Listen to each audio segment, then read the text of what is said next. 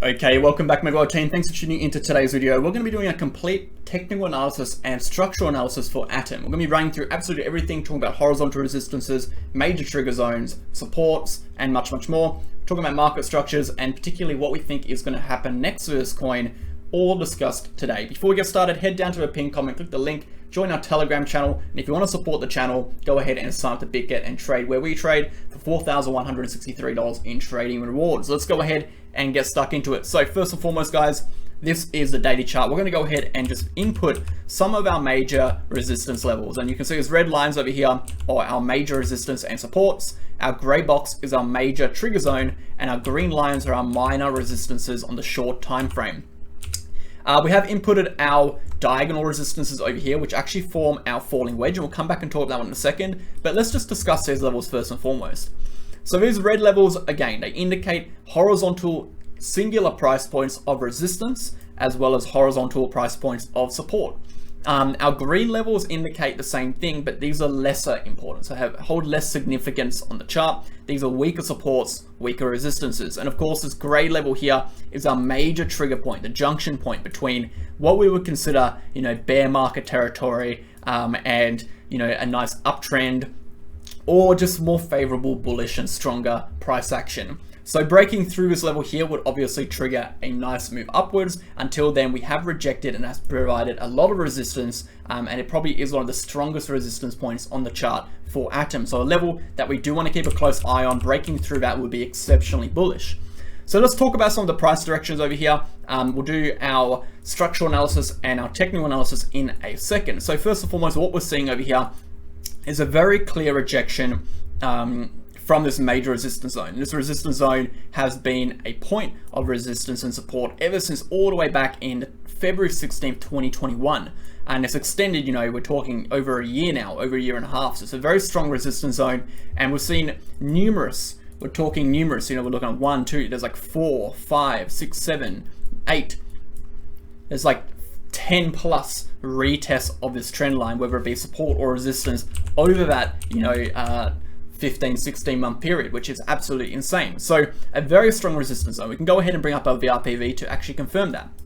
As we can see, we have a very huge valley or dip in the VRPV in this level. And it does indicate almost on the contrary to what you would expect, because we do know, if you've been watching our channel, that these huge rallies, these mountains, these peaks in the VRPV or VPVR, whatever you want to call it, it represents an increased historical price or volume, trading volume within that range. So generally this represents not actual volume, but it represents historical volume across, a horizontal level within that range. So generally when we see these large peaks, we know these areas are larger supports. And generally when we see these big drops or these big valleys, we know these areas are real strong resistances. So that is what we're seeing here. We're seeing a very big dip in the VRPV over here, indicating a very strong resistance, or a point at which people are taking profits or selling at that level, with a nice little valley above that indicating that resistance is in fact there. So we do have confirmation of that, and the VRPV is suggesting, the POC line is all the way down. If we zoom out and go ahead and drag this chart, the POC line should pop down over here somewhere. It's popping down around $5. So just like Bitcoin, our POC line is quite low compared to where we are now, but that doesn't necessarily mean we're going down to that level, because we do have a considerable chunk of historical trading volume within this range between where we are now and obviously that level there in comparison to above that level. But let's go ahead and do our structural analysis, and we'll come back and talk about the technicals and all that kind of cool stuff later. So what we're seeing right now on the small time frame, of course, is a falling wedge. And a falling wedge is a bullish pattern. This falling wedge has been developing for a couple days now. Let's go ahead and take a look. It's been developing for, you're looking at about 2 weeks. So it's quite a large falling wedge. A 2-week falling wedge is not an insignificant one. It is quite a larger time frame one. And obviously falling wedges are bullish patterns. We'll talk about some other structures we've seen in a second. But if we go down to a smaller time frame, let's use 5 hour, for example, we can see that we just recently actually had a retest at the bottom of this falling wedge. And the falling wedge requires a few things. We need at least 2 retests on one side and 3 retests on the other side to confirm it. So we actually do have a confirmed falling wedge here. This is a confirmed falling wedge. And as falling wedges go, they generally have a greater probability that they break upwards than they do break downwards. So we have a higher statistical probability here that Atom will continue upwards and break through this downward sloping resistance than it will continue downwards. So this is going to be used as information as we use when we do our technical analysis to kind of come to a little bit more of a conclusion of what we think the price action is going to do. So from a structural analysis right now, we know the short term is leaning statistically to a more favorable move upwards than downwards due to the price action, okay? So that is looking pretty good. Of course, if we did a measured move from here, we can go ahead and take the distance from the first touch to initial touch at the top. We just apply that across to the breakout. That takes us to around about $17, which takes us back up to retest this major zone here. Now we do know measured moves aren't particularly accurate in predicting the point at which the price will stop moving, more or less the range of which the price will go. We do indicate a resistance level here at 1476. So our first target through this wedge over here would be 1476, coming back down, retesting, pushing upwards most likely. So let's go ahead and take a look at some more information, because obviously that is really not enough information for us to justify a move upwards here for Atom. We need to take a look at the technicals. We need to take a look at more larger time market structures to really tie it all in together. And of course, we're just going to go ahead and say this, guys, no matter what Atom looks like, no matter how bullish Atom looks, it could look the most bullish on the planet. If Bitcoin heads down, Atom will come down. If Bitcoin moves down, altcoins move down. It doesn't matter how these coins look, and that's why it's incredibly important when you look at altcoins, you're also looking at Bitcoin. So let's go ahead and draw some diagonals in. So we can go ahead and draw a few diagonals in here. Obviously this diagonal will move up to this level here, and we can see we actually have dropped below this falling wedge and retested. And this is the thing. We have two tests on this diagonal, or we move it down here and we have two tests. So this is where it becomes a little bit tricky in the sense of where do we place this diagonal trend line. And obviously I haven't looked at this chart much. I'm going to go ahead and figure this one out with you guys now. So what I like to do when I'm confused about where to put trend lines, I generally like to look at the RSI.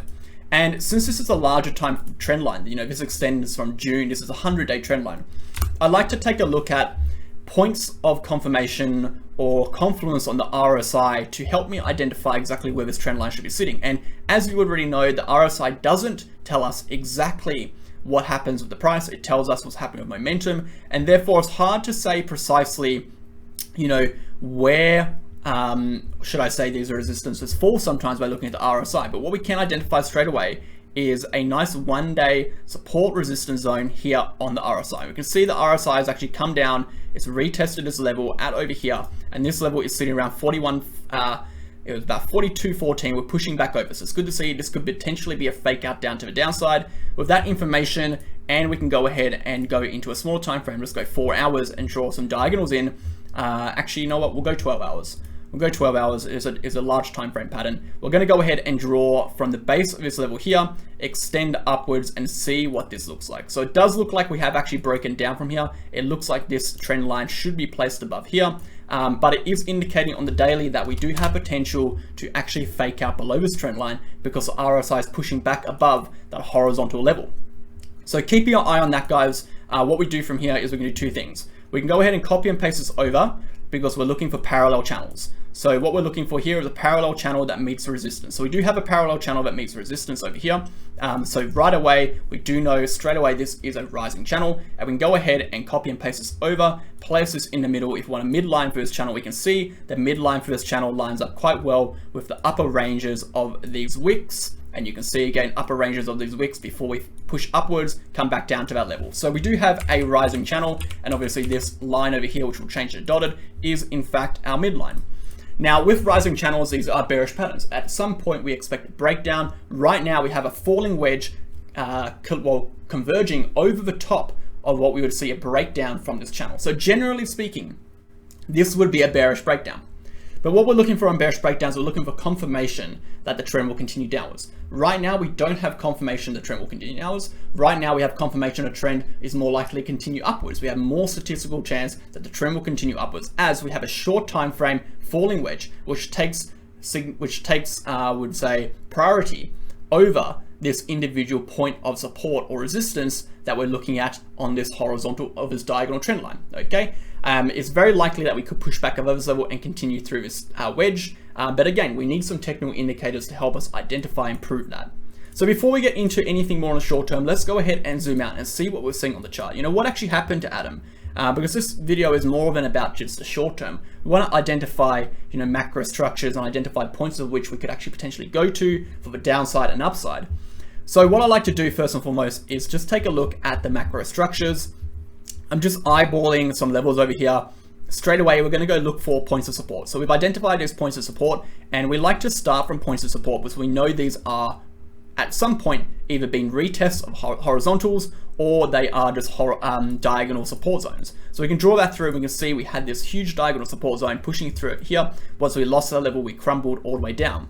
Now we do know that the area in January, you know, was a huge fake out for Atom. We know that a lot of altcoins pushed higher than they were supposed to at the level and got rejected. So we can go ahead and assume that this level was a resistance point.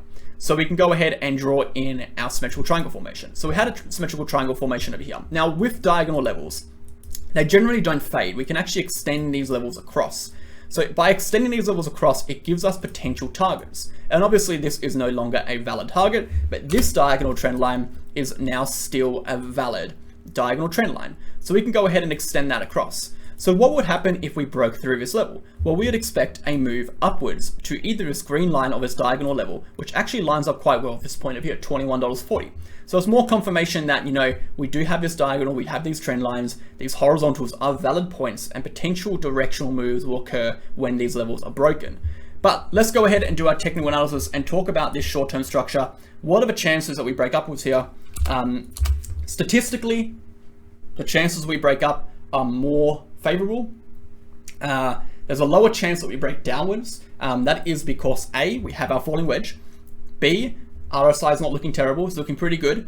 C, there's not complete confirmation that a trend line is sitting here. Instead, there could be confirmation as here. It's very much subjective. It's hard to actually precisely tell. So it's here and there. What is completely validated is this falling wedge. This falling wedge is completely validated. It is a complete structure. It is not up for speculation. It is completely objective. So let's take a look at some indicators. And the indicators I like to look at when I start some of these macro analysis is particularly the Ichimoku clouds. Now, the Ichimoku cloud is really good because it identifies points of momentum as well as points of strength, potential entries and exits. So very, very good one. And we can see a few really good things over here. First and foremost, are we in an uptrend? Yes. We have our green line, which are lagging span above the clouds. That's a huge tick. Okay, with the price action sitting within or above the clouds. Huge tick. Okay, so it's looking pretty good, and this is indicating again, if you've done the course and you've learned about Ichimoku cloud, you would know that the clouds provide support. Okay, they provide support and resistance. So we actually are at a major point of support right here. We haven't gone below the clouds. The lagging span is still very much above the clouds, indicating we have positive momentum, but also indicating the trend and the strength of the trend is still bullish. So overall, Ichimoku clouds are telling us that it's looking good. It is looking good on the daily chart. Let's go ahead and bring up a bull market support band. Okay, bull market support band is not looking as good, of course, but you already know that we don't really like using bull market support band on the 1 day. We like to use it on the weekly. We like to use it on a 3 day. Okay, so 3 day and weekly, let's take a look. We'll start on a 3 day. So on the 3 day, it looks like we have actually temporarily broken below. Now this doesn't really mean too much because of course we have 21 hours until this candle closes. We very much could push above this trend line. What matters more is that we respect this uptrending support line and we respect this downtrending support line of the falling wedge. Then we respect the bull market support band. Okay, the bull market support band, respecting that is less important than respecting these trend lines. As you can see, you know, going back in history, there's been many periods where we fluctuate around these bull market support bands, drop below, push above, drop below, push above. Even over here, it's not as significant for price action and direction as you would say. It is more about the strength of the trend. So I would like to see the price push back above this horizontal, this diagonal level, close above the diagonal level, and obviously this falling wedge is still providing massive amounts of support. The question is really, will we take another sweep low on the smaller time frame, push back down below this falling wedge, or continue upwards from here? That's the real big question really that we're waiting to answer. And I guess with that, we just have to give it time to find out. So let's go ahead and bring up some more stuff. Market cipher, I like to look at the moving averages, particularly on the larger time frames and the very small time frames.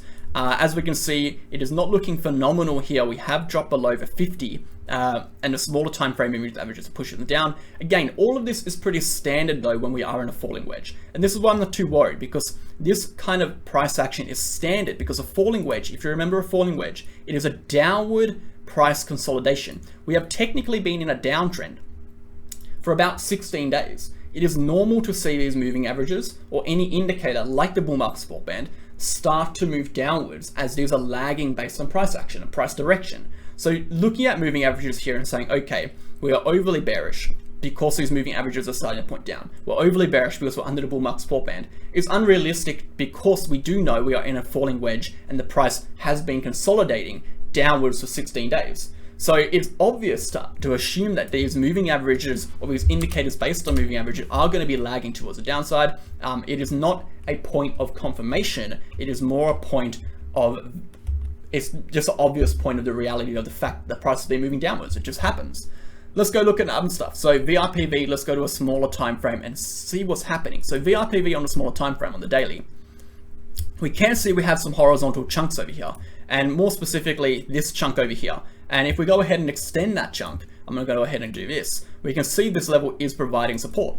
And I'm going to go ahead and draw this one out. We can see straight away we have actually seen a lot of support at this level. Another thing validating this falling wedge, we have seen a lot of support around about this level prior to this price action, indicating that this level here, again, is an area of support that we potentially want to hold. Losing this level, we do have a little bit of a chunk over here, a little bit of gap. We can see a move back down to that $10.80 range if that does occur. Okay, let's go ahead and bring up a couple more indicators. Let's take a look at our Gaussian channel. So the Gaussian channel on the 3-day to start with is, again, the Gaussian channel is looking okay. And this chart is very messy for the Gaussian channel. What I like to say with the Gaussian channel is generally when we push through the Gaussian channel, we end up pushing through it. So we push into it, we end up pushing through it. Points of resistance are of course this midline. Now this midline does correspond with the downward sloping resistance of the falling wedge, meaning that if we break through the falling wedge, we are definitely breaking through a midline of the Gaussian channel, and that is going to be adding to the bull case that we'll be heading through the Gaussian channel potentially higher. So this falling wedge is actually a very strong resistance at the moment. This downward sloping resistance, more so than just a short-term resistance, it is actually providing a bit of macro resistance on the chart. We'll go to zoom into about a 1-hour chart or 2-hour chart. Let's take a look what's happening. Let's see if we can see any converging on the Gaussian channel. It's really just sitting tightly above the price action right now. Nothing too interesting really on the smaller time frame. Okay, let's go ahead and take a look at, we've looked at the RSI, we've looked at all of that. Let's go ahead, we'll go ahead and take a look at the RSI again on a smaller time frame. Let's see what we can see on like a 4-hour chart. Let's see if we got any points of validation. So right again over here, we can see this falling wedge-like structure developing on the RSI. Okay, we have this downward sloping resistance. We have a very clear downward or upwards downward sloping support line on the RSI, indicating again this falling wedge is a confirmed pattern. So that's about all I want to talk about today, guys. We're looking for longs. Again, longs are more favorable right now for Atom. You know, it might not seem like it, but it's not always about being correct when trading. It's about going with what is more statistically likely. And you're not always going to be correct. If there's an 80% chance something goes up, you could be wrong at that 20% chance it goes down. If Bitcoin crashes, the chart looks great and it goes down, that's just what it is. Just because you lost a trade, it doesn't mean it's a bad trade. You have to remove the mindset that losing equals bad. As long as you take a trade, you have validations and reasons for your trade. You stick to your trade, meaning you don't go ahead and adjust your stop losses like crazy. You're not adding more capital. You've managed your risk. You've calculated the exact amount of money you want to put in. You're maintaining your position and you're following and executing your position as per your plan. Regardless of the outcome, your trade was a success, okay? Your trade was a success because it's not the profits that matter. It's the practice. It's what you do and how you do it that's going to get you profits. So if your strategy, if your practice is all over the place, if you're panicked, if you're throwing random money around, if you don't know what you're doing, it doesn't matter how many trades you win or lose. Overall, you're going to lose. If you've got a clear strategy, if you stick to your points of validation, if you know what you're doing, you've got a plan, you stick to your plan. It doesn't matter if you lose a trade here and there, because overall, statistically, at the end of the day, you will win more than you will lose. And that is the whole point of trading, guys. It's about putting yourself in positions of power against the market, finding strength, trading with strength, and looking at things other people aren't looking at so you can catch moves before other people catch them. That being said, guys, I'm going to leave it there. If you are a fan of the channel, head down, like, comment, subscribe, share the video. I hope the video has helped. and we'll catch you guys in the next one. Cheers. So we're going to quickly have a discussion about Bitget. Now, if you follow the channel, if you're on our Telegram, if you're on our Twitter, if you like the content, enjoy the videos, and just find what we do informative and beneficial, go ahead and support the channel by clicking the sign up link to Bitget and trade where I trade. Now, there's about 10 different good reasons why I'm suggesting Bitget, and obviously I've made the swap from Binance to Bitget close to a year ago now. Last year in September, I decided to go to Bitget and trade on Bitget, and I'm going to go through the reasons why you should actually come over and trade on Bitget too. So first and foremost, guys, if you like spot trading, obviously 0% trading fees on spot. They've got over 260 coins here. Basically every popular coin you can think of is on Bitget. Basically all the coins on Binance you can find on Bitget. Another really good thing is it is global access, meaning there's no global restriction on who can sign up. Doesn't matter what country you're in, where you're from, you can sign up to Bitget. And the reason they can do that is because they do no KYC. KYCing on this exchange is completely optional. If you want to trade on a decentralized exchange where you don't have to sign up, you don't have to have your government information in there, this is where you want to be, completely decentralized. Another really good thing is they obviously have very low trading fees for futures. It's around 0.02%. Now they have around 60 to 70 different trading pairs on futures and are adding more every couple of weeks, so it is steadily growing. They also have a security fund, so if the exchange ever gets hacked or you get hacked, you can actually request a refund or a compensation from the exchange. They have, I think it's like $80 million, or if not more, $800 million or something close to that in the security fund that actually pay out to their users if anything catastrophic happens. So obviously signing up the link, you'll get access to all of that, but there's a few beneficial and extra things you get access to if you sign up the link down below.